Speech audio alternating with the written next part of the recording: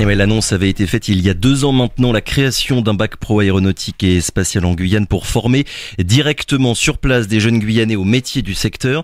Car malgré la présence du CSG, les entreprises devaient et doivent encore faire appel à des personnes en dehors du territoire.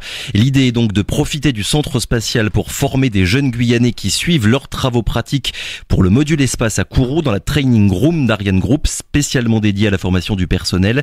2 ans après, une première promotion a été diplômée. Pour en parler, 2 invités ce matin.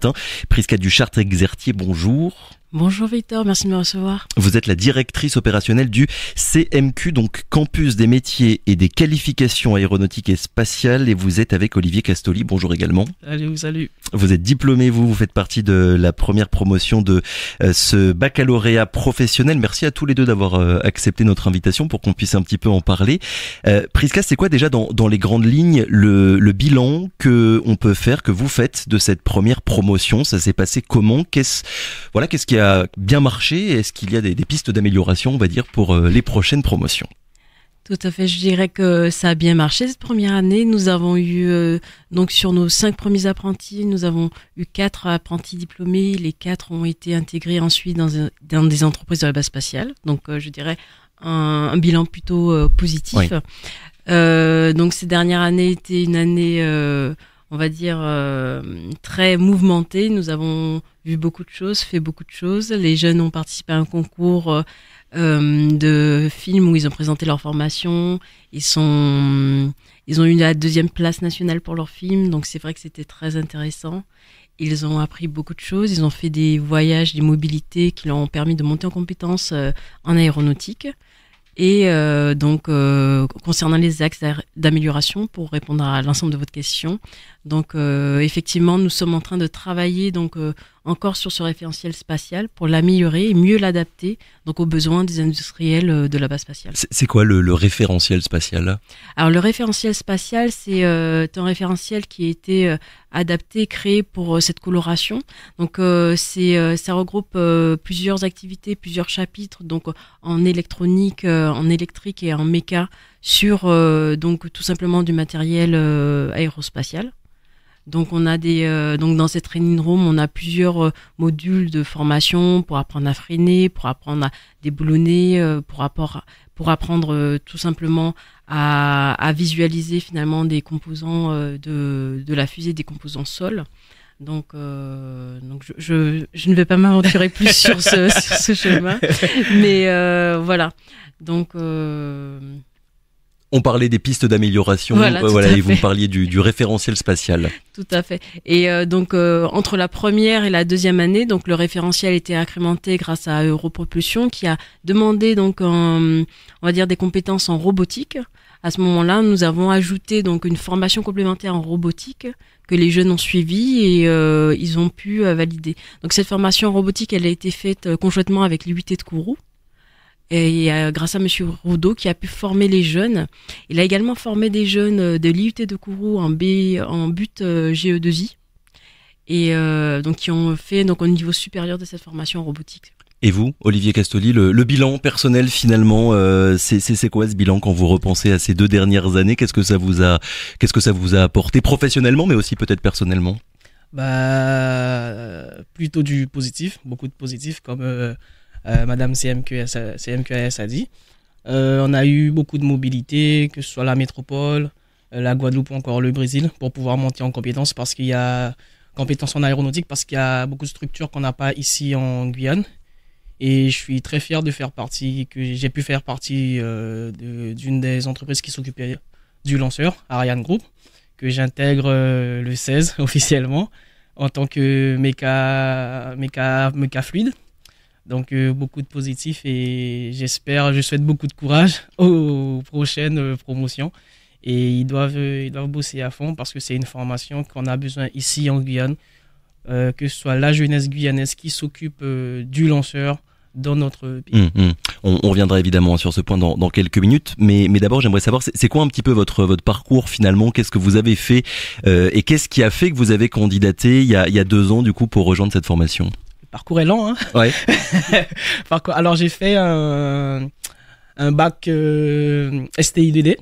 J'avais déjà un bac avant de faire cette formation.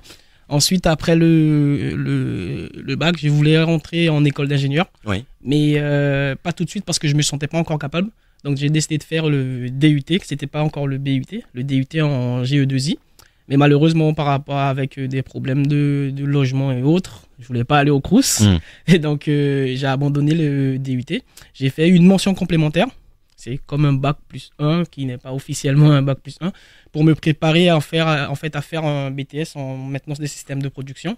Donc j'ai fait la mention complémentaire. Une fois que j'ai eu la mention complémentaire, j'ai fait le BTS maintenance de systèmes de production. Et moi, mon rêve, ça a toujours été de voler en avion, de réparer et de voir comment en fait ça vole, comment ça fait pour voler, parce que moi je comprenais pas. Et par le biais de Guyane la Première, j'ai vu cette formation, j'ai vu la tête de la dame au journal. Et j'ai envoyé mon CV et ma lettre de motivation à 22h. Comme ça, j'ai pas hésité.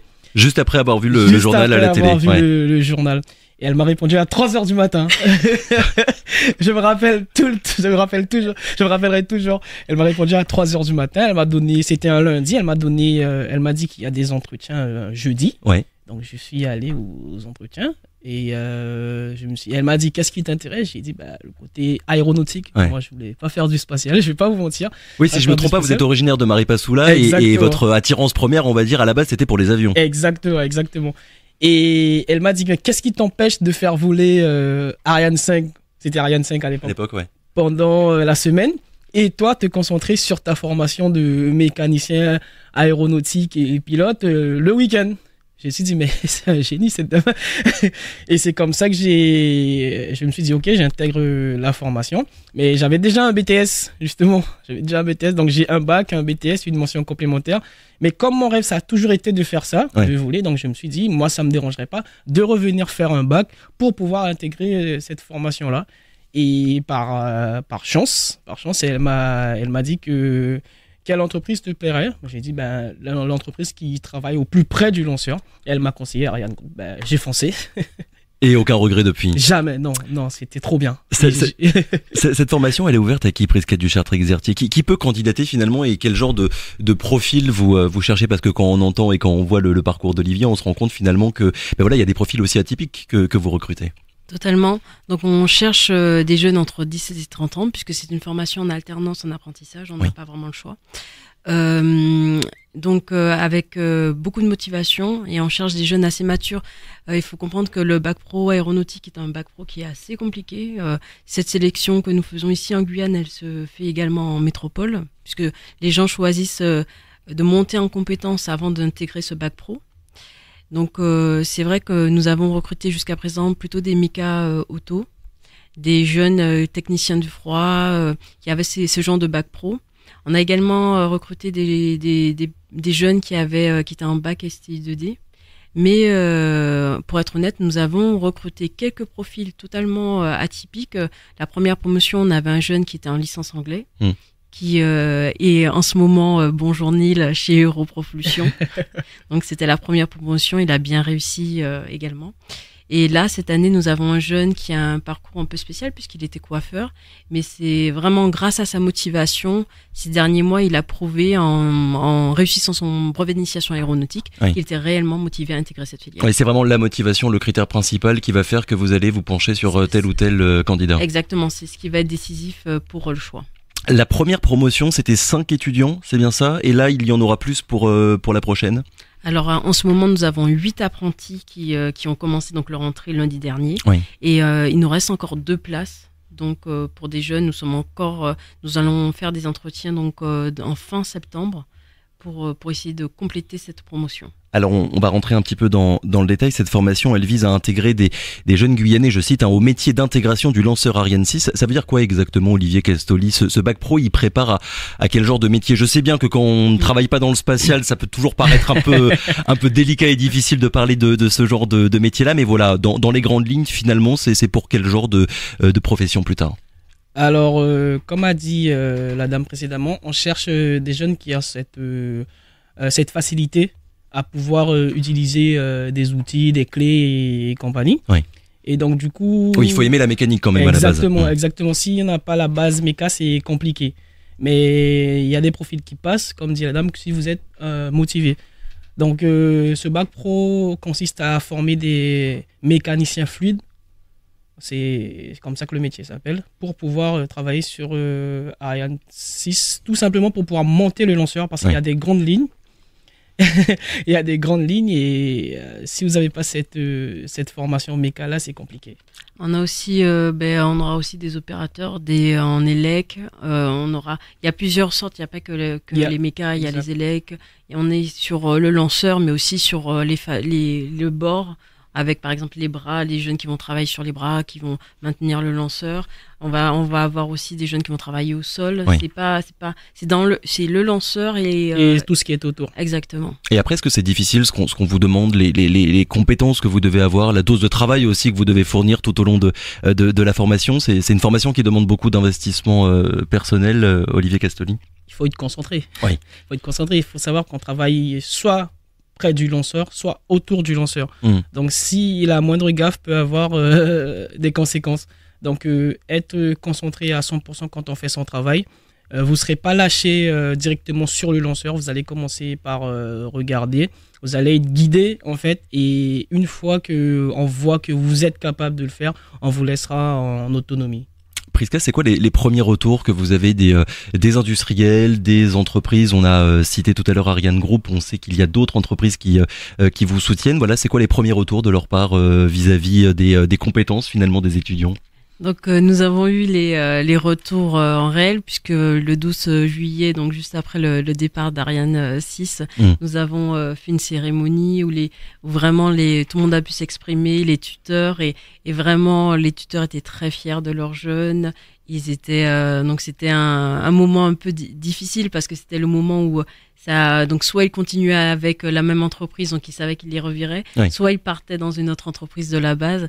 Et c'est vrai qu'il y avait beaucoup d'émotions parce que il y a de l'humain forcément, mais il y a un retour très positif des entreprises concernant les jeunes. Et pour que tout le monde comprenne bien, en fait, ce bac pro, la formation, elle se passe à cheval entre Kourou et le lycée Michotte, c'est bien ça? Exactement, en attendant donc l'ouverture du lycée aéronautique de Macourien. Oui. Donc les cours de matière générale se font à Kourou, au lycée Michotte. Et les TP aéronautiques se font à l'aérodrome de Kourou, donc grâce au CNES qui nous permet encore cette année de pouvoir bénéficier de cet aérodrome. Et les cours donc en TP, donc les TP spatiaux se font dans la training room d'Ariane Group. Alors justement, on a prononcé ce mot depuis tout à l'heure, la training room, c'est quoi exactement, Olivier Castoli? Alors c'est une salle dédiée à la formation, qui se trouve chez Ariane Group. Dans cette salle, on apprend à faire beaucoup de choses, notamment le freinage de vis. C'est une technique qui consiste à maintenir deux vis entre elles avec du fil de fer, je dirais ça. Il y a aussi le serrage au couple. Le collage sur la structure, on a des structures qui représentent le lanceur. Avec des maquettes de lanceurs, c'est bien ça, dans la training room. Il y a aussi ce qu'on appelle des FCB, Fluid Connection Box, qui lie des réservoirs au lanceur. Donc on apprend à connecter au final ces connecteurs. Et comment dire, sans cette training room, Prisca, ce bac pro aéronautique et spatial, il n'aurait pas du tout la même particularité, on va dire, ici en Guyane. C'est vraiment cette training room-là qui apporte beaucoup de choses aux étudiants.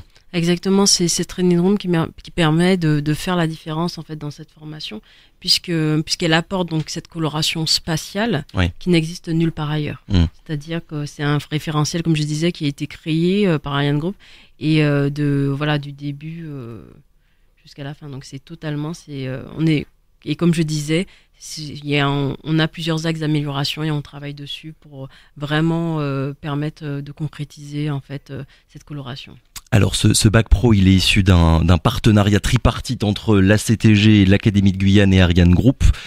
Comment ça s'est passé à la base, on va dire? Qui a impulsé le projet? Parce que ce qu'on avait entendu dire, je me souviens il y a 2 ans, c'est qu'avec l'arrivée d'Ariane 6 et avec une nouvelle cadence de tir, il y avait de nouveaux besoins, on va dire, ici en Guyane et donc des opportunités de travail. L'impulsion à la base, elle vient d'Ariane Group? Tout à fait. L'impulsion d'Ariane Group, elle ne date pas d'il y a 2 ans. En fait, ça fait plusieurs années que c'était dans les tuyaux. C'était difficile à concrétiser, tout simplement parce que le référentiel n'existait pas. La formation n'existait pas. Il a fallu trouver finalement le moyen de faire exister cette formation, ce qui n'a pas été facile. Et le moyen qui a été trouvé, donc, c'est la création de ce campus aéronautique et spatial. Donc, et donc avec mon recrutement, donc il y a 3 ans. Mais il faut savoir que bien avant, des personnes chez Ariane Group avaient déjà pensé, avaient déjà tenté donc de faire sur différentiel. Il faut savoir qu'il y avait déjà des apprentissages avec le lycée Michotte, avec des étudiants, des apprentis en mécanique des véhicules auto qui avaient déjà été formés donc avec Ariane Group. Donc c'est aussi dans cette réflexion que ce personnel s'est tourné pour essayer de créer une formation qui puisse permettre de les faire monter en compétences à l'école également. Et ce campus dont vous parlez, à terme, il sera installé à Macouria, c'est ça ? Pour l'instant, ce n'est pas sûr. Nous sommes en train de discuter, comme le campus est lui-même, le lycée est lui-même en construction, donc. Pour l'instant, rien de certain. Olivier Castoli, s'il y a des jeunes qui vous écoutent et qui sont peut-être intéressés, on va dire, par cette formation, qu'est-ce que vous avez envie de leur dire finalement ? Il faut pas avoir peur parce que le nom c'est Bac Pro Aéronautique et Coloration Aérospatiale. C'est parce que ça fait un peu peur comme ça. Dit comme ça sur le papier. C'est ça. Moi aussi j'avais peur au début. Je me suis dit comme c'est de l'aéronautique, comme c'est du spatial, il y a beaucoup de calculs, il y a des maths, il y a de la physique et tout. Mais en fait, si vous êtes impliqué dans ce que vous faites, si vous avez vraiment la réelle motivation, la réelle envie de vouloir travailler sur le lanceur ou sur avion, il faut y aller, il faut pas avoir peur, il faut venir découvrir. D'ailleurs, le campus va fêter ses 3 ans. C'est 3 ans. C'est 3 ans, donc je vous inviterai vous aurez la date ultérieurement. Je vous invite à venir voir ce que l'on fait. Ne soyez pas timide, n'ayez pas peur. Venez travailler avec nous, c'est avec joie qu'on vous attendra. L'arrivée du spatial en Guyane, ça remonte quand même aux années 60, donc ça fait 60 ans maintenant qu'il y a du spatial en Guyane, et pendant 60 ans, il n'y avait aucune formation sur le territoire. Est-ce que ce bac pro, c'est pas quelque part la première pierre, on va dire, dans un changement de logique pour faire moins appel à des personnes de l'extérieur et recruter directement ici en Guyane, Prisca Duchart-Exertier? J'espère bien. En fait, en réalité, nous sommes actuellement en train de préparer d'autres formations à des niveaux supérieurs, donc pour permettre au maximum de jeunes de pouvoir travailler sur le centre spatial, de pouvoir découvrir et de pouvoir participer tout simplement à l'aventure du spatial avec nous. Et là, il reste encore des places pour la prochaine promotion ? 2 places, oui. 2 places. Donc, s'il y a des personnes qui ont envie de candidater, ça se passe comment ? Comment est-ce qu'ils rentrent en contact avec vous ? Donc, il faut qu'ils envoient leur CV à l'adresse, donc c'est campus, campus@ac-guyane.fr. Le message est passé. Merci beaucoup Prisca Duchart-Exertier et Olivier Castoli d'avoir été avec nous ce matin donc pour parler de cette première promotion de SPAC Pro aéronautique et spatiale. Très bonne journée. Je vous remercie. À bientôt. Au revoir. À bientôt.